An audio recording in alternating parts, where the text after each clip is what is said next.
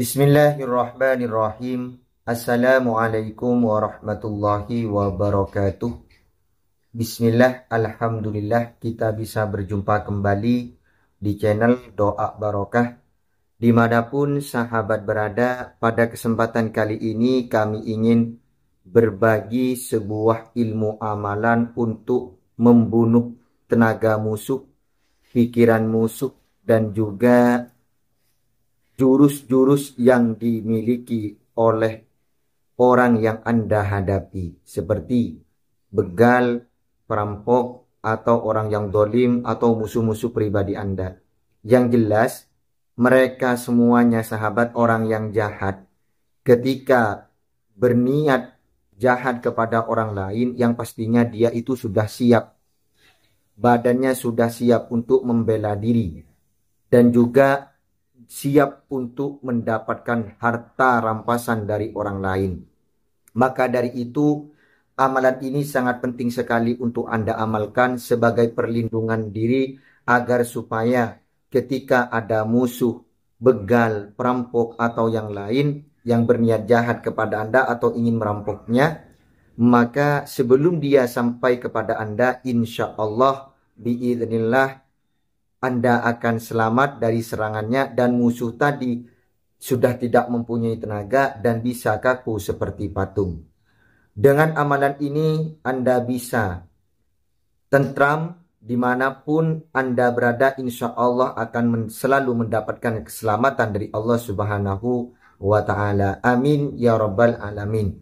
Baiklah sahabatku, sebelum kami menjelaskan tata cara dan juga amalannya, silahkan tetap dukung channel Doa Barokah ini dengan menekan tombol subscribe dan menekan tombol loncengnya agar supaya amalan ini bisa tersebar, bisa diketahui oleh banyak orang dan bisa diamalkan oleh orang yang membutuhkan amalan ini. Baiklah sahabatku, sahabat channel Doa Barokah, kami doakan yang mendukung channel ini semoga diberikan panjang umur, sehat dohir dan batin, dan diberikan rezeki yang berlimpah, manfaat, barokah. Amin ya Rabbal Alamin. Baiklah, kami langsung bacakan tata caranya. Amalan ini dilakukan secara istiqomah, dibaca secara mudawamah di atas jam 12 malam atau selesai sholat fardu. Dua waktu ini sahabat bisa Anda pilih, apakah memilih di selesai sholat fardu atau di atas jam 12 malam. Kalau Anda mau mengamalkan amalan ini di atas jam 12 malam, usahakan sholat hajat 2 rakaat terlebih dahulu. Setelah sholat hajat 2 rakaat, salam. Setelah salam, baca istighfar 3 kali, astagfirullahaladzim, astagfirullahaladzim. Kemudian membaca basmalah. Setelah itu baca amalannya sebanyak 23 kali. Kemudian kalau dibaca selesai sholat fardu, Anda tidak usah sholat hajat. Ketika selesai melakukan sholat fardu, Anda istighfar 3 kali terlebih dahulu. Setelah melakukan salam, istighfar 3 kali. Kemudian membaca basmalah, dibaca amalannya sebanyak 23 kali sahabat. Jadi dua waktu ini sebenarnya sama, caranya juga sama, cuman waktunya yang lain. Jadi dikasih 2 waktu oleh guru kami karena takutnya ketika ngamalkan di atas jam 12 malam tidak kuat dengan ngantuk atau cobaan-cobaan yang lain, bisa diamalkan selesai sholat fardu atau sebaliknya sahabat. Baiklah, gunakan amalan ini di jalan yang lurus yang diridhoi oleh Allah Subhanahu wa Ta'ala. Jangan sampai amalan ini digunakan untuk kejelekan, untuk kejahatan, apalagi untuk balas dendam kepada orang lain. Kami langsung bacakan amalannya. Bismillahirrahmanirrahim. Alam tara ilal ladzina kharaju min diyarihim wa hum ulufun hadaral maut faqala lahumullahu mutu. Alam tara ilal ladzina kharaju min diyarihim wa hum ulufun hadaral maut فقال لهم الله موتوا ألم تر إلى الذين خرجوا من ديارهم وهم ألوف حذر الموت فقال لهم الله موتوا. Ini bisa Anda gunakan setelah mengamalkan amalan ini, walaupun mendapatkan 1 hari saja sudah istiqomah. Kalau bisa sahabat ya, amalan ini dijalankan seumur hidup. Akan tetapi kalau Anda ingin menjalankan amalan ini, seumpamanya sudah menjalankan dapat 1 hari, maka amalan ini sudah boleh dipakai sahabat. Sebelum keluar rumah, Anda membaca amalan ini sebanyak 3 kali saja. Kemudian sampai di lafaz mutu, Anda itu doa di dalam hatinya. Niatkan dalam hatinya, semoga yang berniat jahat kepadaku, semoga dia itu mati, tenaganya itu mati, semuanya mati sahabat.